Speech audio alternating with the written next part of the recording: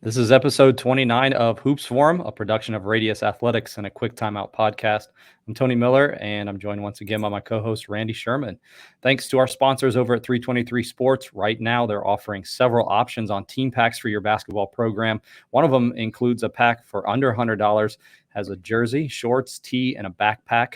To find out more about what they can do for your basketball program, visit 323sports.com or contact a rep. Sales at 323sports.com. Be sure to do it right for your sports program. This is episode 2 of our series on the pack line defense. If you joined us last week, you know that from that show, we're really kind of focusing on 2 or 3 concepts within the pack line defense. We're sharing some of the micro skills, some of the teaching cues, diagrams, even some small-sided games and some drills for you to use with your program. Randy, why don't you kind of give us big picture concepts, what we're going to be talking about, and then we can dig into the presentation here. Yeah, I think big picture, we're going to, just talk about things that just happen a lot when you're on defense, things you're going to have to execute frequently. The 2 major ones being closing out, as we talked about last week. That's going to be a big time part of your pack line defense. If you're sitting in the help, maybe staying in the gap when a little bit of penetration occurs and they kick to your man, you're going to be all the time, going from off to on in a closeout technique. And we want to be able to do that without giving up rhythm shots. So, and straight line drive. So that's what we're going to talk about today, sort of how to all things around the closeouts. I think second to that, we're going to talk about defending ball screens, a common action that a lot of offenses, use to create an advantage. And we're going to look at how within the pack line philosophy, the teaching points around defending ball screens. And I think that's going to involve a little bit of talk around hard hedging, which I think is the preferred method in the classic pack line recipe of defending ball screens. So I think that's what we're in for today. For those of you who are watching live, if by chance you want to reply to this post, you can leave a comment or ask a question about that, and we'll hit those at the very end. Why don't I go ahead and pull up the presentation here. We're going to start out with closeouts. We'll kind of work through each of these here. We've said like some teaching points at the beginning, and then we'll show you some drills that you can use with it, and then also some diagrams and some plays here. Randy, why don't you go ahead and start us out? Closeout technique. All right, closeout technique in pack line would start with I think the phrase is run, chop, chop. Yeah, there it is. So the first 2 steps being just like natural running motion, and then chop, chop would be chopping the feet down in order to sort of stay in contact with the floor. We want to, first 2 steps, run to close the space down to our man as quickly as possible. Then we need to chop, chop to be able to keep our shoes in contact with the floor so we can absorb a drive. So good teaching phrase there. I think it's a pretty clear on technique. 2 steps of running, then chop down in order to keep in contact with the floor and anticipate absorbing a drive. I know that you said, I think we were talking about it before, but like those first 2 steps, teaching them maybe like long, and then short after that. Yeah. So you get those long 2 first steps, and then the short 2 steps. I think a lot of it too has to deal with, age of players and obviously the length of their legs, but then also being in the right position. Mm-hmm. If you're anything more than that, it's probably going to end up just being an open shot. So making sure position wise that you're close enough that it's around those 2 steps, long, and then a couple short choppies. I'll also mention about the short choppies. Younger players, sometimes they'll short choppy with like 3, 4, or 5 short choppies. And by that point, like the ball's already out of the shooter's hand. Yeah. So like 2 or 3 short choppies at the very end is all that we're looking for there at the end. Yeah, just enough to keep your shoes in contact with the floor so you can change direction right or left to level off the drive, which would be maybe another thing we'll get to when we talk about. Yeah, so second teaching point would be close hard, stop short, kind of along the same lines of we want to close hard and stop just short of the player. And I think as we progress today, we'll talk a little bit more about maybe some scouting based, personnel based variations to that, but I think in general, closing hard. A big thing that you should be probably talking about, no matter what defense you're coaching, would be moving on airtime. So when the ball is, when we talk about moving on airtime, I mean, if I'm to execute a closeout to my man, the minute it leaves the middle fingernail of the passer, like I'm already in that close hard phase of this teaching phrase here. I don't wait till my man catches to close hard. I'm moving on airtime. So that, to me, that's a universal defensive principle: pack line, pressure, zone, whatever. Like when the ball moves, you move. The ball moves you, and with urgency. And then we want to stop short enough to be able to absorb and level off a drive, to where if our check does want to drive it immediately on the catch, we want to push and reach step from that stop short position to make them drive, laterally rather than vertically into the paint. In regards to arriving on the catch and moving on the airtime of the ball, I have found that that's one thing that you do need to show your players, because a lot of it is reactionary, especially as they're being introduced to it. The ball's halfway between the passer and the receiver, and then they're starting their move, where it's almost you're anticipating. There's a fine line between anticipating and moving too early to the point where you get faked out and then backdoored, something like that. So making sure that, again, that they, like you said, it's hard to do, but with practice you can time it as the ball is leaving their hands. They're starting to move and get there with a close hard. Yeah, moving on airtime, man. I can't. That's just a must. It's fun. It's fun to watch the experienced team do this, because you can see all four guys off the ball moving, and that's hard to achieve, and that takes a ton of practice.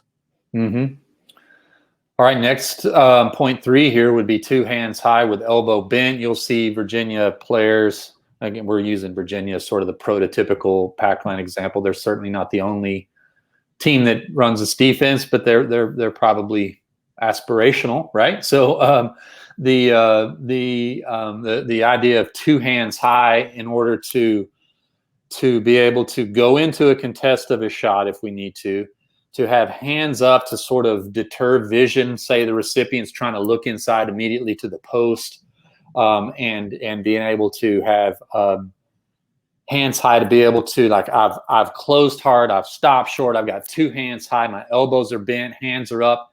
And now I think one of the big teaching points is the tracing of the ball. You'll see Virginia players, after they've closed out a guy, maybe he's had the ball, he looked like he's going to pass, he brings it down, and you'll see them mirror the ball and trace with their hands. Starts with having sort of 2 hands high, and then getting into tracing the movement of the ball as the player probably moves it around, sweeps it over one side. Another thing that's not talked about here that I do think is a technique that is worthy of mention is the idea of popping back. So, like, if I close hard, I stop short, I'm just short, and I might be inside my check's bubble, like I'm really inside their personal space, if you will.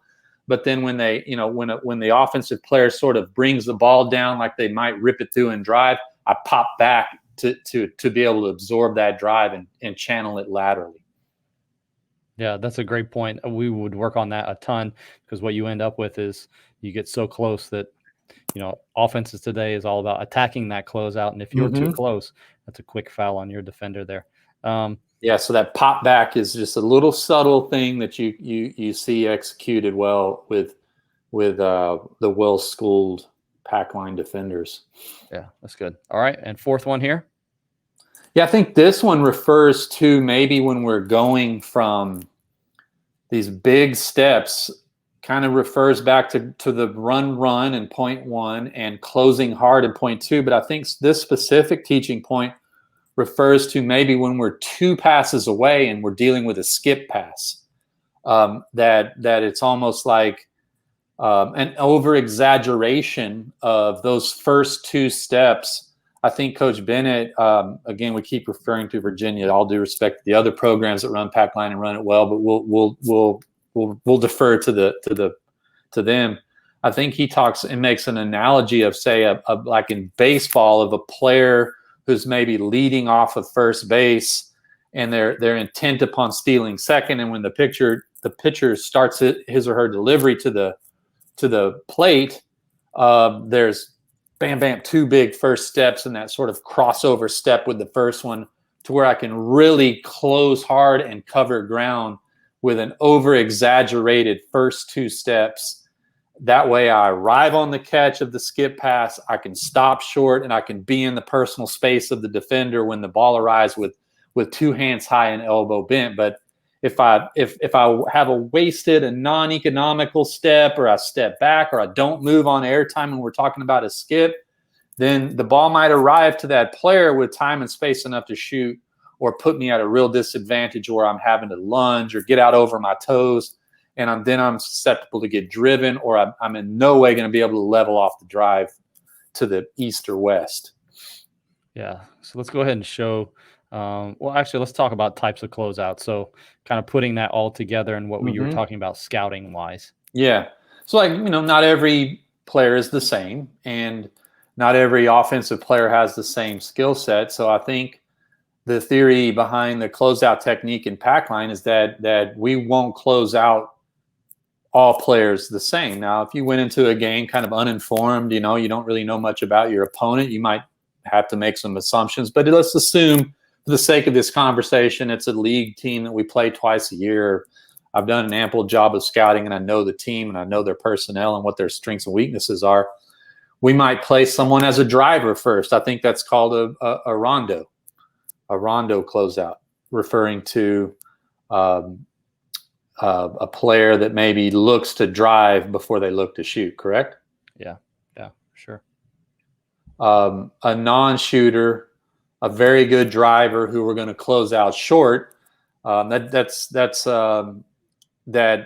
way we're using the scouting information and their tendencies to help us defend the play, or the help us execute the closeout better by closing out a little bit short on someone that we know not to be a shooter. And we give ourselves just a little extra space based on the assumption that they're going to drive it or not shoot it, right? Second would be the antithesis of that. The other extreme of that would be, like, we got a guy like Ray Allen, a guy who's just got on a catch and shoot. They're thinking shot first. They make a nice percentage of their shot. So we've got to sort of, at the very least, contest the shot, but preferably like close hard to their shooting shoulder and get them off the line and get them out of their shooting motion. Again, the idea here is to take away the strength of the player. If someone is their strength is a driver, we want to make them a shooter by closing them out short. If someone's strength is a shooter, we want to make them a driver by closing them out all the way into their body, contesting the shot and running them off the line. So, so that's the idea of just like make them do what they don't prefer to do. Mm-hmm. And these names given these closeout are obviously given, based on players that we can all recognize from, famous NBA players. But we're kind of showing our age here, though, a little bit. Yeah, it may need to be updated. Let's call it a Duncan Robinson for the Ray Allen or something like that, or and then the Kobe closeout would be, we'll call that the Durant closeout now, or something like that, like where this is the complete player. Like we kind of got to do both. We've got to be close enough to be able to impact the shot and aware that this player can also drive. So that's probably the toughest one, which I would argue that it's sort of like to do both is to do neither. So that's just some food for thought that maybe to think about. But yeah, the general principle here of having types of closeouts based on personnel is just take players away from their strengths. Mm-hmm. And this video will show it here. I think we, talking about, first of all, the short choppies, Kyle Guy kind of going on the short choppies into the player. And then obviously not with the hands up, somebody who's not a shooter there. Yeah. So it's you can clearly see what we talked about in the first slide of run, chop. two steps of running and then chop chop into the player, into his personal space, into his bubble. Like you said, he stopped short, like we talked about early. And then very subtle at the end, you see him flip his hips to where he's taking, pack line commandments, no baseline, or another way of saying it is like, don't get beat to the outside. So you see him as he approaches the player at the very end, sort of like flip his hips to where he's pushing to his teammate who's sitting in the gap rather than pushing to the baseline where he would get beat outside. And weight back, and then basically arriving back on balance there once. Because like you don't have a crystal ball, you don't know what the player is going to do, but you maybe have some information about their tendencies. But like your weight does need to be back if this player does want to catch it and rip and immediately drive you baseline. We want to push and reach with our feet, like explosively push off one foot, reach with the other to try to make sure that drive goes east or west, not north or south directly at the rim into the paint, because no baseline, no paint. Mm-hmm. Right. And if we do get beat, we get beat in the direction of where our support defender is, and that would be to the middle. Right. Yeah. And two, I do think sometimes there's this idea that we close out and we just raise our hands, and that's kind of the end of it. If they shoot, then they shoot, but they do contest. Sure, second jumper, right? Like this, if this, as you see in the video in the bottom right corner, they get in the air with the defender on the shooting shoulder, hand up, and try to impact the shot. What you see here? Who is this? Clemson? Yeah, okay, Clemson. This would be kind of what I call shooting over the defense, right? Like they don't really shoot with a big advantage. They shoot with a very small advantage. He contests the shot, maybe speeds up the shot, maybe, makes the guy put a little bit more arch on it or impacts his vision somehow. But the big thing that I see in this clip in the bottom right corner would be that the shape of the Virginia defense is intact, right? Like there's 5 white uniformed players inside of the 5 orange uniformed players. So they just shot over our defense, which we contested the shot. We got in the air with the shooter, and now we're in position to get perfect world sort of basketball camp drill blockouts where no one's in rotation, no one's 2v1 or disadvantaged. We should be able to block out every would-be rebounder here. So they shot over our shell, basically. That would be with us contesting a shot with the hand in the face of an acceptable outcome for this defense, for sure. And again, check back next week. We'll talk about rebounding. So the video stops short, but we'll talk more about it next week. Yeah. All right. So those are closeouts. Let's talk about this small-sided game here. This is actually, those of you that may look familiar to you that follow the Fast Model account, this is the Chalk Talk drill that I used this week. So the ball starts actually with in a defender's hand, and you position your other defensive players already in their gaps or in help. Or help line, so that's why you have X3 on the help line there, and then X1 is in the gap.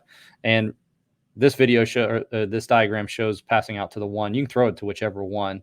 So you can skip it over the top, and you close out using the techniques that Randy just described, and then you're live 3-on-3. Run, chop, stop short. Then if they want to drive it, we're trying to level it off right or left. Everyone moving on airtime. So on X2's pass to 1, X3 would probably move a little more toward the lane line to as the balls move. X2, obviously, they would move from into the gap. So if one did drive it back to their right hand, they're sitting in that gap. And then, so that's a good start to that drill to check for the technique of a closeout. You could skip it from X2 all the way to player 3 in the left corner, in which case X3 would have to execute what we talked about, those big steps, like that stealing second base footwork of a crossover step, 1, 2, very cover most of the ground in those first 2 big exaggerated sprint driving steps, and then chop into the bubble of 3, so you're there on the catch. Yeah, good drill. I like that. I like that it initiates with the defense too. We're to the wise on this one. You play just with 3. If your players can't guard the ball very well because there's so much space, then you're kind of like it's longer to help out because there's more space to operate and fewer players to help out. So make sure you may want to do this as like a 4-on-4 drill to start out. That way there's kind of less space for them to drive, more players in the gap. Kind of. I like that though. I like that because if like we're trying to create an overload principle in practice, we're trying to make it harder in this setting than it will be in the game where there's 2 more offensive players out there occupying space. So like if we can do a pretty good job of going on to off, arriving on the catch, protecting these gaps, like, man, the game now will feel like a cakewalk, right? Real easy. Yeah, real easy. Okay, all right. Those are our closeouts. Sounds good, right? Yeah, that was good. Let's go ahead and talk ball screen defense here. We'll kind of go through several of the points with it, and then we'll again show you some clips, and then break it down with the small-sided game at the end here. So yeah, probably my favorite thing to watch Virginia do. Like they just really again, all due respect to other pack line teams, but they really just jumps off the screen at you with. Now sometimes it gets them in trouble. I will admit that I've watched them, jump out there really high with the hard hedges and like, man, like this isn't gonna. Yeah, you're gonna have to adjust, and they've done that. Yeah. But a very disruptive technique where first, again, all things pack line starts with ball pressure. Like if you're guarding the ball in pack line, you should have the utmost supreme confidence to get up and get into your man and really heat up the ball handler.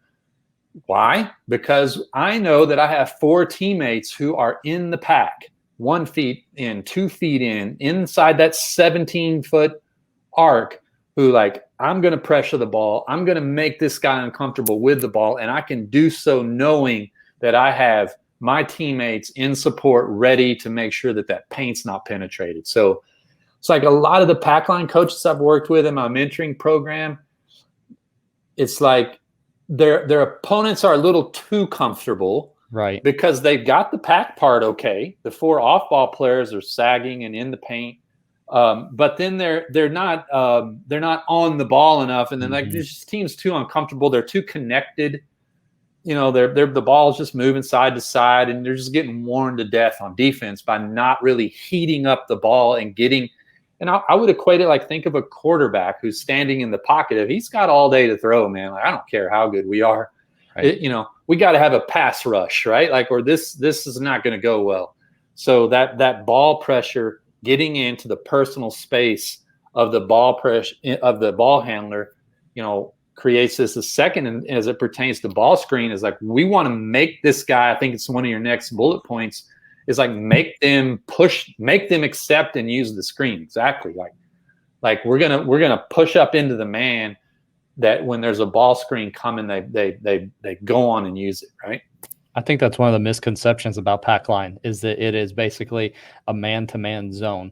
And while there are elements that should look like that, you really do have to apply ball pressure. And getting up into them doesn't mean that you have to go chest to chest with the guy with the ball. Like you'll see in the clips that we show you, they're just an arm's length away, but the ball handler is very aware that guy's guarding him, and he's not comfortable. I think that's the word that you use. Like he's not comfortable. He doesn't just feel like he can just pass it wherever he wants to.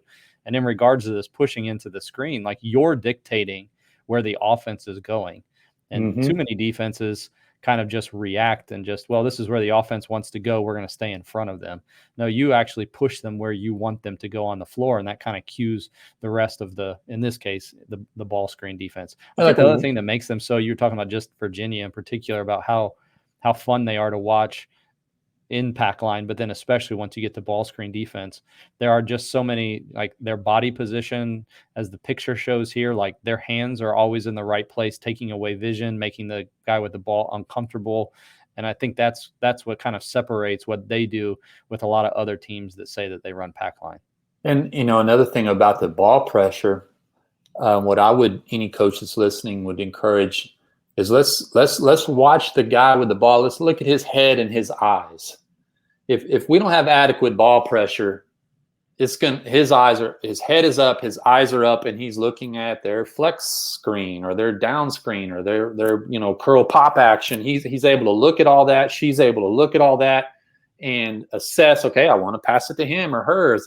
If their head is up and their eyes are up because of inadequate ball pressure, it just makes the defensive job harder. We're going to defend more actions, more reversals, more the next thing, right? And the chances of us erring in the future go up the more things that they're able. But if this guy's head goes from, let me see, let me look for what I want to throw, down to you, now that vision field has narrowed. And it's like they're in blinders now. And that's what we want with ball pressure. And then like you're talking about now, we're using our body positioning to make this guy do what we want them to do, accept this screen where we're going to, I think bullet point number 3 would be hedge from the big. Man, what a segue right there, right? That's good. That was good. And I think hedging from the big again doesn't necessarily mean, I saw somebody actually describe it as like they're trapping the ball. I think that's more of something that you would do special wise. The hedge is just simply, we're trying to keep him from turning the corner and getting into the paint while still allowing him to operate in the center of the floor. Because again, we want to funnel everything kind of towards the middle of the floor there.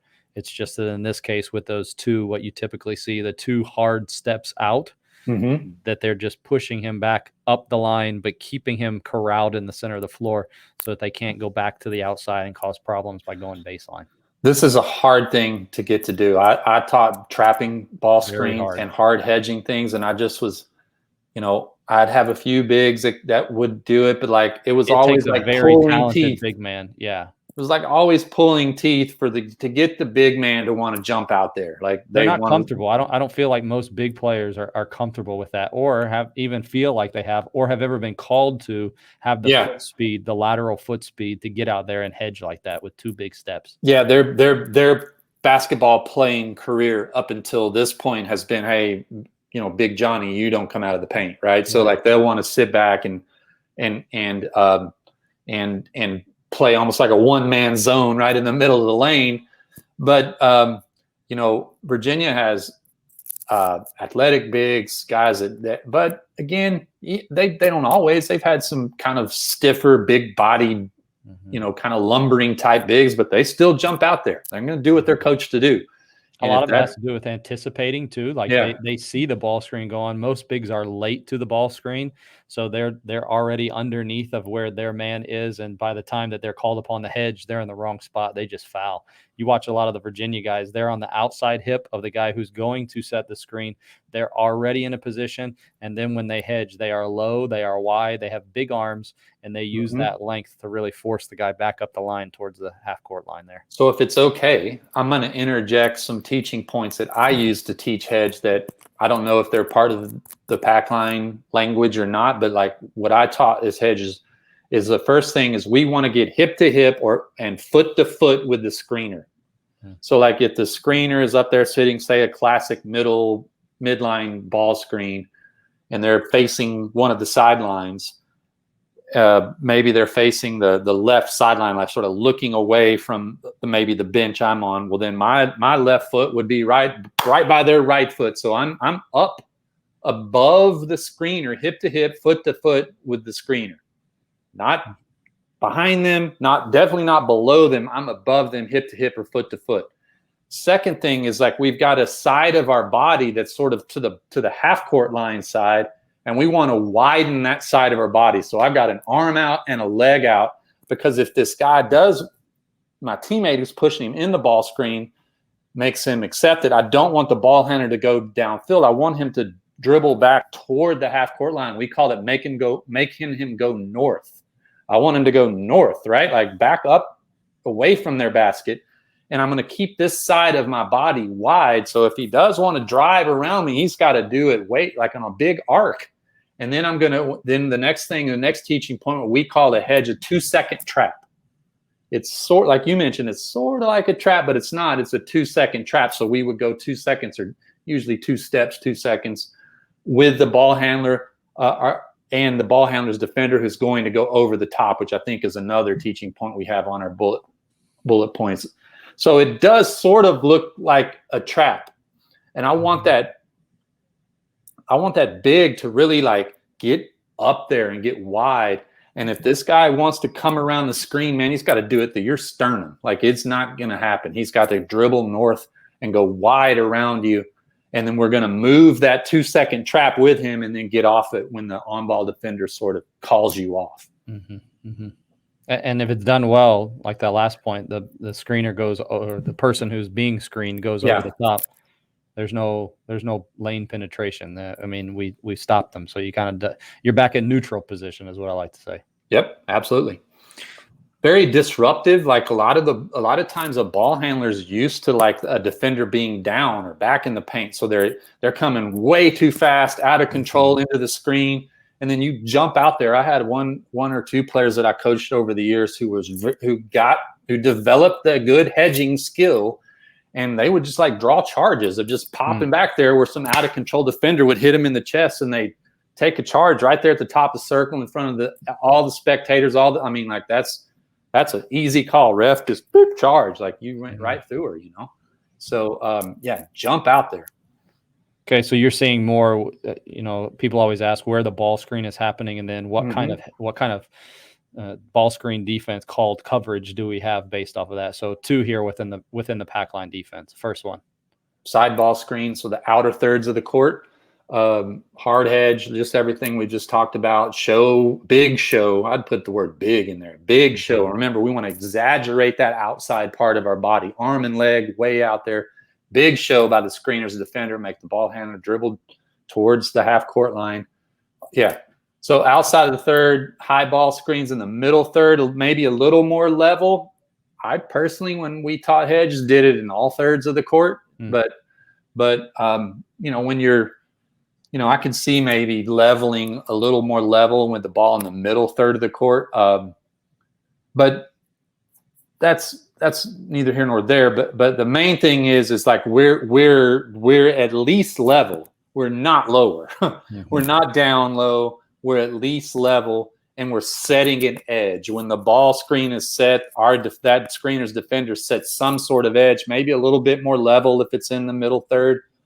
But or if you want them to jump out there, there's some sort of edge being set by that screener's defender.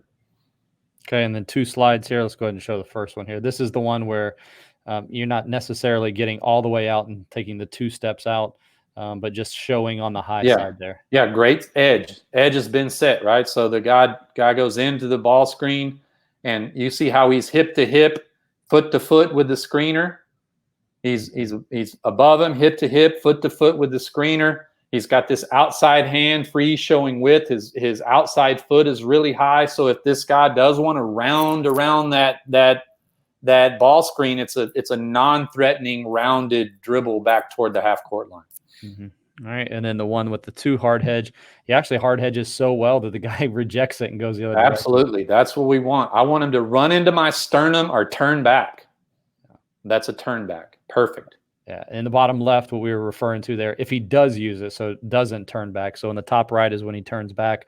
But if he doesn't turn back, what you have there in the fast draw diagram, X1 going over the top of the ball screen, the ball screener, and underneath of the ball screen defender. That way he's meeting the ball handler once he comes off the edge there. Okay, good. So, yeah, man, that's a great example. That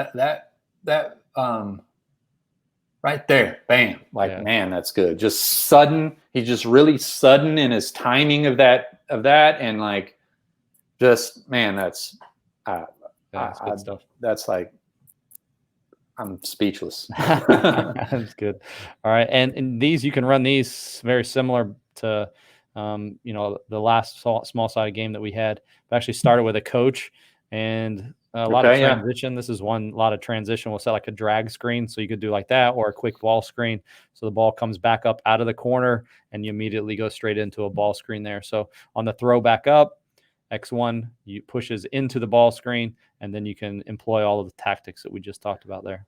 Yeah, and let's talk about the trade-offs. Like what sometimes, what I've seen happen in a Virginia game is they get beat with a short roll a little bit. Like they jump out there and the guy short rolls, or a guy gets off the ball really quick and puts them 4v3 while there's 2 on the ball. Some slipping. I can't remember who they played one time who who really first few possessions of the game, and I think it was a tournament game. Like, I know what I'm going to see because we've been getting ready to play this team, and they would slip that screener and hit and play 4v3. So that's the trade-off. You can't expect as a coach not to be able to. Or you can't expect as a coach to attempt something this aggressive where you're jumping out there, exposing that big man, and then you've got to be thinking, a little bit pessimistically about, okay, well, how will good teams and good coaches counter this and have a plan for it? Yeah. Okay, so closeouts and ball screen defense. So far, we've covered 4 things. We're going to next week go and talk a little bit about post defense. Post D, yeah. Post defense, and then also rebounding out of this. Okay. We'll see if we can go from there. If anybody has any other comments, questions about things going forward, but that's probably where we'll finish it up. So those 3. Anything else as far as what we talked about this week? No, I mean, just those are things that to build into your drills and games daily, and I would say, I do have another thought. Like, I would say, be careful about sticking with technique-driven drills too long on this, because as an introductory tool, I want them to know run, run, chop, chop, and I want them to know big step when they're going from help to man, right? But I mean, a good athlete and a good player is technique-wise and is going to be able to demonstrate that fairly quickly in a controlled drill. I think when we did it, we spent too much time on that. And looking back, sure, the technique was okay, but sometimes we ended up just not good in games because I think we spent a little bit too much time on working on the small details. Yeah, and the idea of we're using this drill that's sort of maybe non-live or semi-live to focus on technique. We got to figure out if we can do this against live bullets, and the only way to do that is to sort of put it out there against live bullets, right? So that's maybe one critique that I've had of a lot of maybe ardent pack line coaches is day after day after day after day of closing out in what I would call introductory phase A, entry level type technique drills that we got this. Now we got to see if we can do it, right? And how hard it actually is and things like that. We usually ended up pretty good by second semester because we had played games first semester. But I feel like if we'd have played a little bit more and emphasized whatever those closeouts or whatever it was, we would have been better earlier. And you can always regress, right? You can always say you get a few scrimmages and games under your belt and you've been going live and you've done all the things that you and I are talking about right now, and be like, you know what, we've kind of forgotten our technique. So guess what? Tomorrow we're going to get the boring old drills out again and polish that up. You can walk up and down that spectrum as a coach when needed.